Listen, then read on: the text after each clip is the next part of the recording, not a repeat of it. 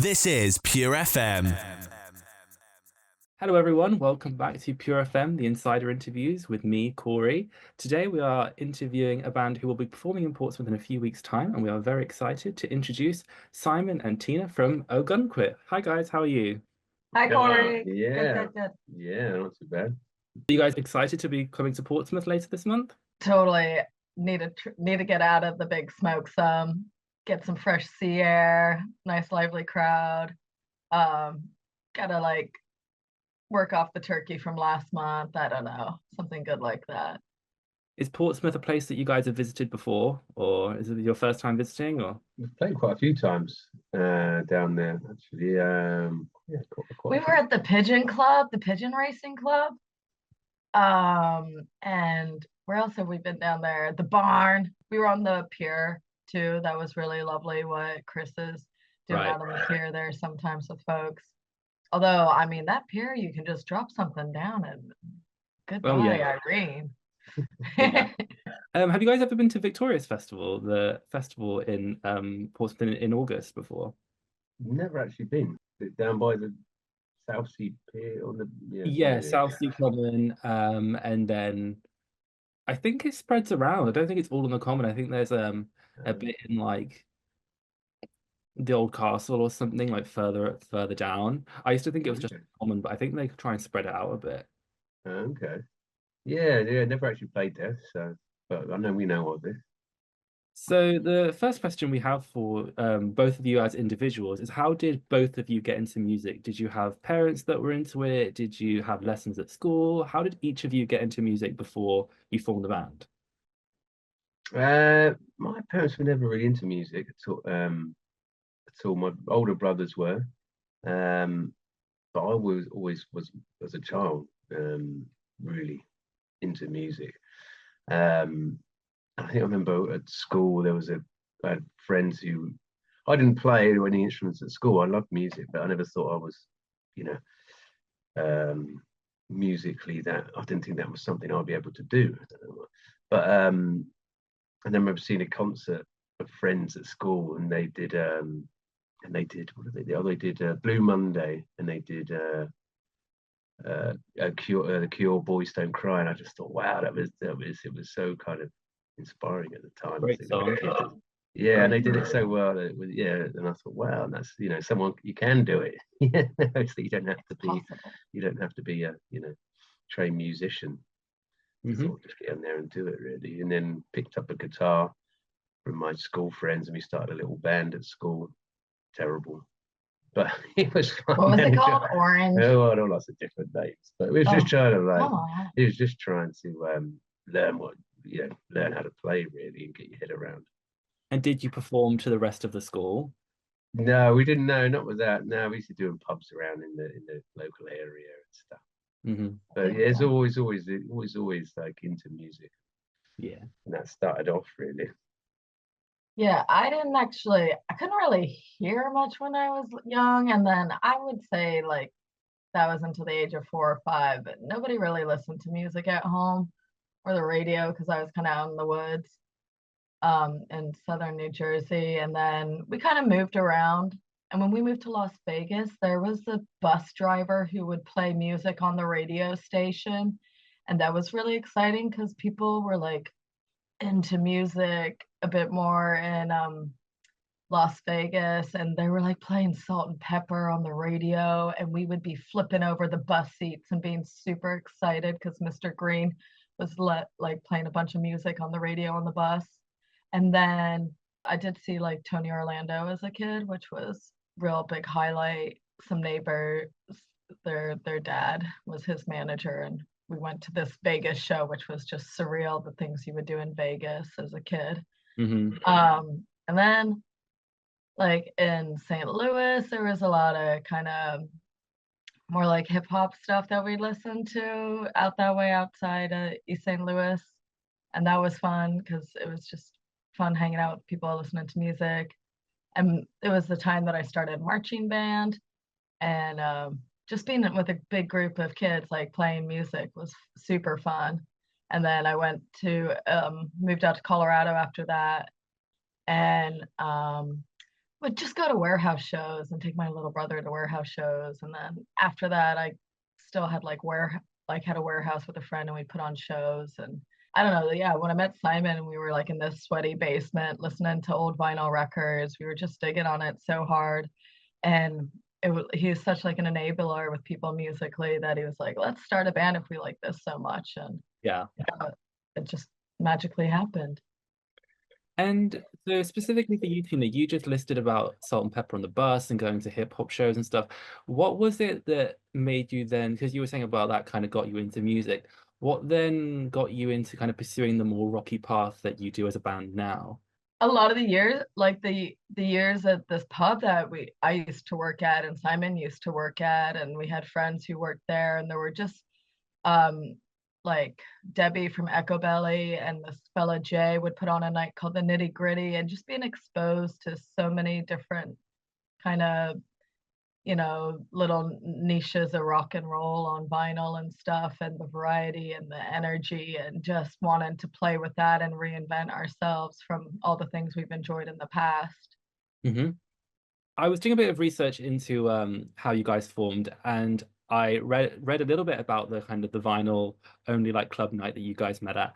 And it says online that you guys formed the band on a night where you guys were participating in a pogo competition. Um, I mean, Simon is an excellent pogoer. I'm not gonna lie, there's no competition there, to be fair. Although, like, I mean, I would pogo a lot. well, this is the thing. I was looking up just to confirm what pogo was before the interview was, and You there's don't know what the pogo is? Like, Simon can do it really good. You just is go, that, you do just we mean go, like looking little, like pogo sticks? Yeah. Well, I think it was kind of originally like a punk thing, you know, and there was like the kids who go to punk shows that just sort of jump up and down. you kind of look like a salmon trying to get up the next kind of bit of the stream. I used to do a sort of an impression of Rick Mail from the Young Ones would do it in one of the sounds. It was this kind of thing that you would do, this sort of funny pogo thing. Pogo punks. But it was really, I mean, I don't really know where that came from, but online about the pogo competition, but maybe it was something we mentioned, but it was more just kind of, yeah, going to these same sort of nights and wanting to do something that was a bit of that kind of R&B, you know, 60s R&B mixed with the garage rock and roll. To try to blend all that stuff in as well, and a bit of, I was playing in a post-punk band, so it's kind of, and Tina was into sort of punk before, so it was kind of blending all these different things that we liked, mixing up in a big melting pot, really. And when the two of you formed Gunquit, the people from the punk band that you just mentioned, did a lot of them join you in Gunquit, or how did the other members come and join the two of you? Well, actually, wasn't it one of the drummer was working?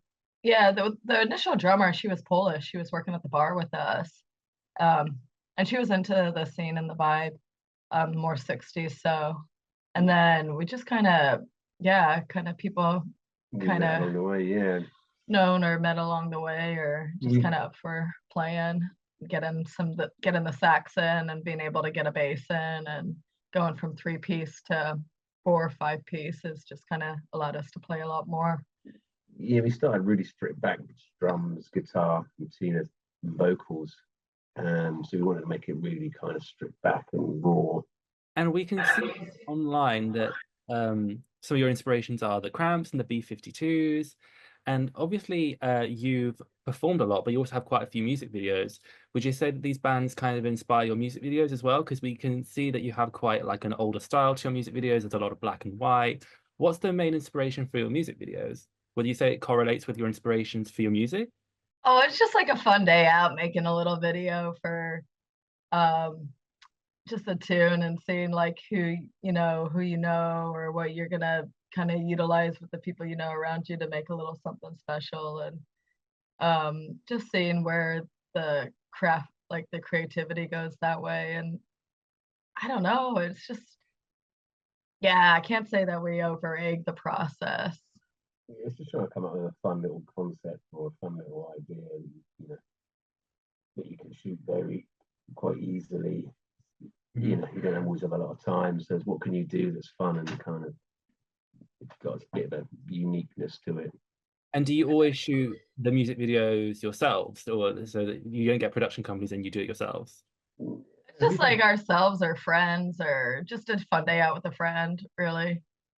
So just like you've had an old friends, new friends, people who are just up for wanting to make videos, people who, like Bop Flicks, he has a great channel online where he puts on so many good kind of talented kind of rock and roll rockers kind of vibe of things that are all kind of stripped back, and does live performances with that are so nice. But yeah, just whoever is up for it, really, because you like make all these songs and you're like, oh my god, I got to do something visual with them. What are we going to do with this or that? Who knows? Okay, let's have an idea. Let's hatch an idea here. Let's just go to the sea. Let's pretend to do Jaws. I don't know, just somebody Yeah, buy I a saw shark that's the mask. shark bait music video, isn't it? Yeah. Yeah, that looked like a lot of fun. There's a bit at the end, you guys are playing cards. It just seems like a great day. So if you go down to the beach today, make sure you ain't something's tasty prey. 'Cause you gonna cry and you're gonna weep when something grabs you from the big dark deep. I had teenagers to source the fin, and when I got the fin, He was so obsessed about this fin. I'm not gonna lie. It was like fabric, and it just kind of was soggy, and it just like went under like a wet sponge that needed to sink to its death. And another music video, an older one that I came across that I liked was Facebook Killer. Did you guys film that as well, or was that like old footage? Or like who was the Godzilla in the video? Would we do things with stock footage? I think we might have done some stock footage with that one. Well, that's what I'm asking. Did you guys record Facebook Killer yourselves, and did you get someone else in a costume? I think I've seen a video for Facebook Killer. Are you sure we made one? On YouTube. Oh man. I know that like Cindy's Got a Tiger is like got the kind of dancing cheetah tiger gal that was stock. Now I'm trying to remember Facebook. I'm gonna have to. Do you mind if I Google this? Can I? Yeah, go for it. Okay, yeah. Okay, continue. I don't know. Somebody made a video for Facebook Killer. What about your album cover art? Do you design that yourselves, or where's that inspiration from? Because while a lot of your music videos, like Facebook Killer and some of the old ones, were all in black and white, the album cover art's quite colorful and quite striking and really pops out. Do you design that yourselves, or who designs that? Yeah, we do it ourselves. First one was obviously like a collage thing that we kind of worked on together. Second one was well, I had an idea what to do, sort of a hypnotist vibe thing, and I kind of did this sketch, and I thought to give it to someone else to make it look good. And everyone said, well, why didn't you use that? I'm like, really? Okay. So we kind of used that. And the other one actually was a neighbour of ours who sadly passed away recently, but he was a painter, and his flat would be full of crazy paintings and stuff, and he would just screw away painting all day. So we thought I would use one of his paintings for the other cover. Oh, he's just like, yeah, he was such like a ember of just knowledge about books and art and artistry, and just kind of was so relentless about making his own artwork. It was amazing. The reason we met him because his flat was on fire. Oh yeah, we met him because his flat was on fire, and I called the fire department. And this is the painter that did the album. I'm following. Yeah. This is our neighbour who did the cover on the third album. Oh. But that's how we met him. We kind of realised his flat was on fire. He wasn't there actually, thankfully, but that's how we kind of established his relationship with him. And yeah, it's quite. And we could see on Bandcamp that your music is available on vinyl and digital download. With vinyl kind of making a resurgence in, I don't know, let's say the past 10 years. I don't know, like I'm 22, and I remember when I was about 15, a lot of my friends were kind of getting back into vinyl. Would you say that your vinyl sales and your digital download sales are quite equal with the resurgence of vinyl, or would you say that in the kind of new age of iTunes and stuff that the digital download is still much more how people find your music? I tend to find, like when you tour or when you play gigs, you sell a lot of vinyl. Through Bandcamp, we a lot would sell through there. But I'm thinking more, I don't think the digital downloads seem to I don't know if it's weather, and maybe it's physical vinyl and it's streaming. I'm guessing what's. We probably just don't know how to use the tools very well. Like we're just like, okay, yeah, make some music. All right. Oh, let's put it on vinyl. Okay, that's what we No, I like. mean, I wouldn't know the like I don't know, yeah, how to put something on a CD. I don't even know. I'm sure it's not that hard. I don't know how to do it. Yeah, no, I've got a CD burner. Like I don't know many people who have a CD burner, but like it's just one of those things that used to exist, or it would make like mixed cassettes Hmm. when you were kids and like draw little pictures and wait for the radio station to play the song you want and hit record. Did you manage to find the Facebook Killer music video? I did, and I'm like, oh my God, I actually remember this video, but who the hell did that?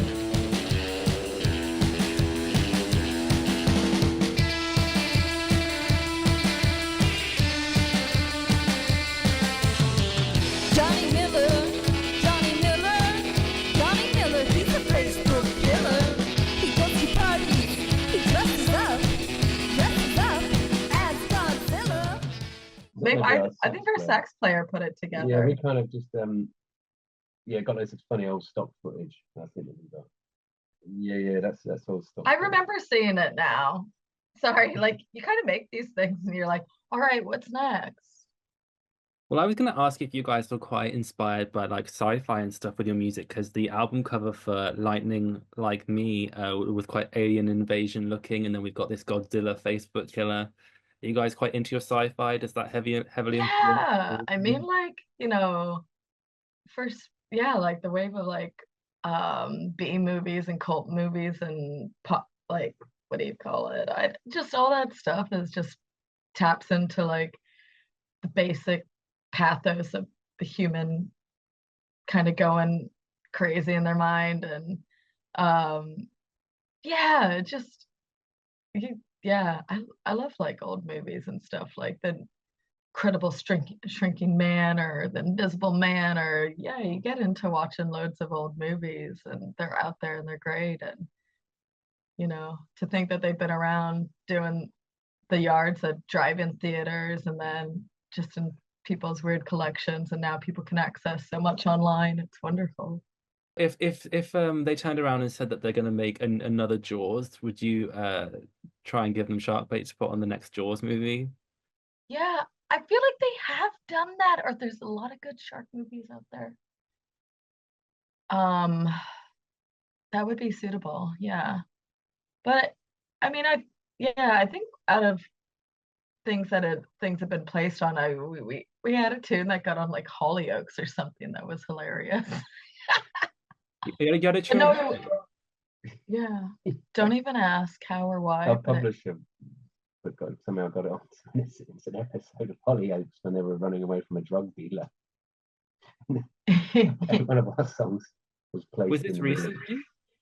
Oh no, like 5 years, maybe more than 5. It's like 8 or 10 years ago. Yeah, I think it was.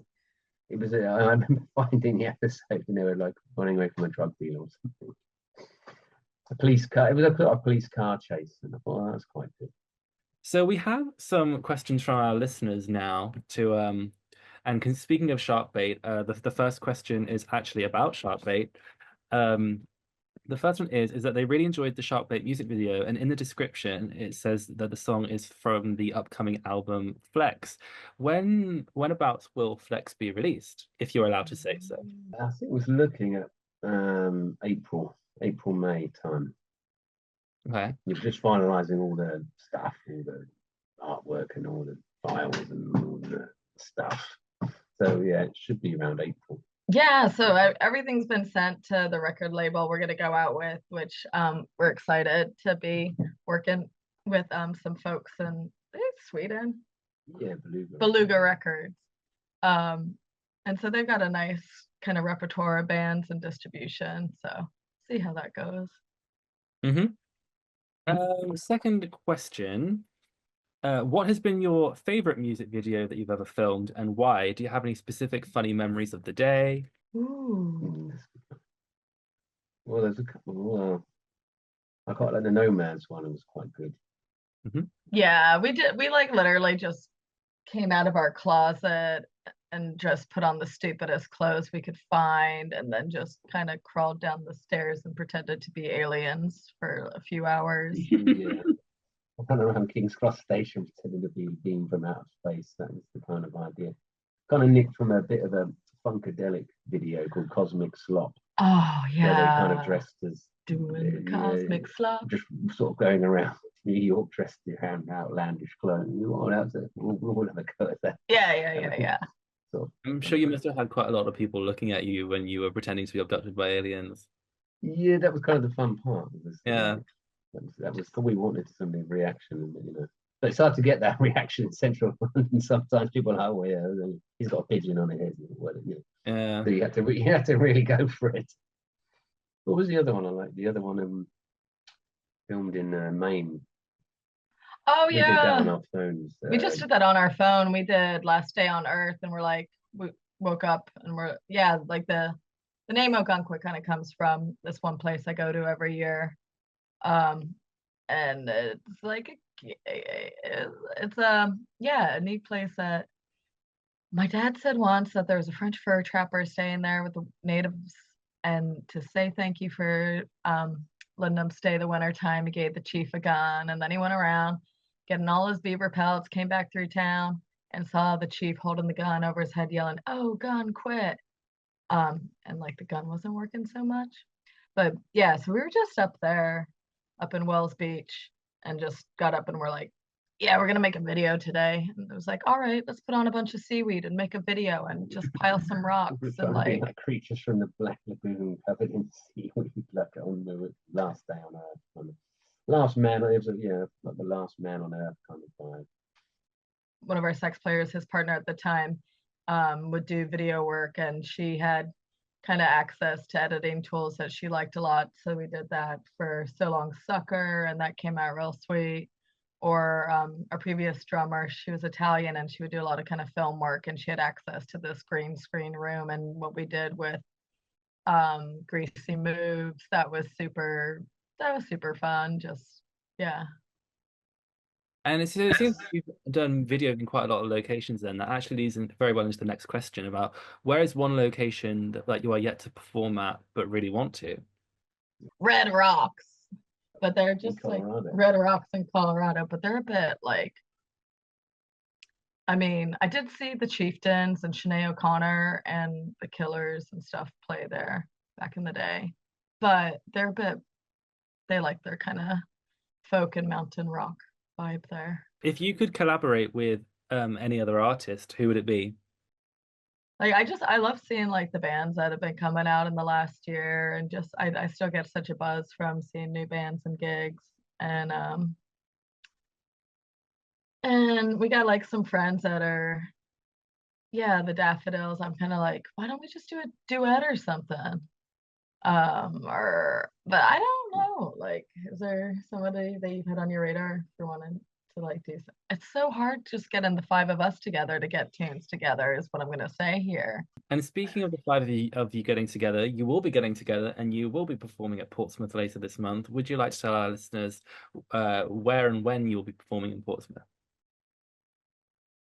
It's gonna be Saturday, the 25th of January. Saturday the 25th of January, live and loud. Wedgwood Rooms. And other than performing at the Wedgwood Rooms later this month, could you tell us a little bit about what you have in store for 2025? Yeah, we're getting the album out, get that coming out. Actually some tours coming up. Trying to get back out to Spain and Europe to tour. So yeah, just to keep it going, really. Get the album out. Got some little festivals coming up. Get some tours shaped up, which was hopefully will be around before the summer and in the autumn. Yeah, new songs, new videos. Gosh, we did like four. We've got 4 videos for the new songs, which is pretty good so far. 4 videos in the works. Oh yeah, Bob Flicks. So he's done 3 of them. We've got 3 songs off the album called Love Your Hate, which is kind of sounds really kind of psychobilly rockabilly. We've got Gutter Stars, which is all about being a junkie for your bicycle. Bicycles and like water feature heavily in songs. Don't ask. But we like those motorbikes. Those things feature heavily in our songs. We need a motorbike video. We need a motorbike video. It's true. Yeah. Wait for the tuk tuk. We wanted to get in one of these tuk tuks you get around London and sort of video on that. Be quite fun. Yeah, they literally pull out these neon tuk tuks furry things across the road from us, and they're like a gang of people that are like, you don't mess with them, man. What's the other one that we did that's nice? The other song we did with Bop Flicks. Dying to Dine. Dying to Dine. Oh yeah. Kind of like that. Kind of we based off of the movie, like The Hunger, or just what is it called? Well, no, it was the what was the movie called? No, it's about the story of the guy who. Well, really about the story of like the guys who kind of met up on the dating app and like ate each other's willies type thing, or tried to, and then the dog ate it. Say that again.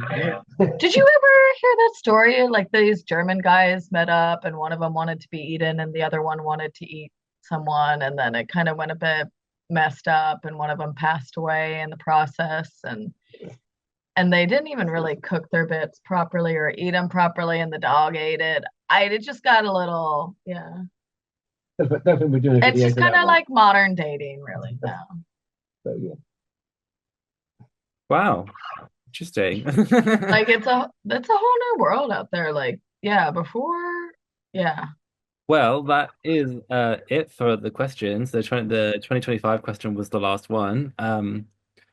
Wow, I don't really know what to say about the whole German people eating each other thing. It is quite look, it was kind of a crazy story. Yeah. We very much appreciate the time that you have given to speak to us. We feel very honored to speak to you today. Oh, thanks, Corey. Yeah, hopefully we see y'all out there. Get loads of sailors, loads of students down. We'll have a nice party. We'll make sure nobody hurts themselves. Mhm. We'll just pass the cheer around and have a nice boogie. Everybody get their boogie monsters out. And you're performing with other bands as well, aren't you? Yeah, playing with Mud Club, which is really fun. Oh yeah, I haven't seen them in ages. I don't think I've seen Glorious. Yeah, they're really fun. What's the other band? I don't think I've seen the other band. But yeah, there's 4 bands on, and it's going to be fun. It's going to be a good one. Really good fun. Yeah. I hope to see you there. Well, I hope to attend. This has been our interview with Gunquit. Thank you for tuning into the Insider Interviews, and we'll see you next time. Thanks, Corey. Bye-bye. Bye. Cheers for your time. This is Pure FM.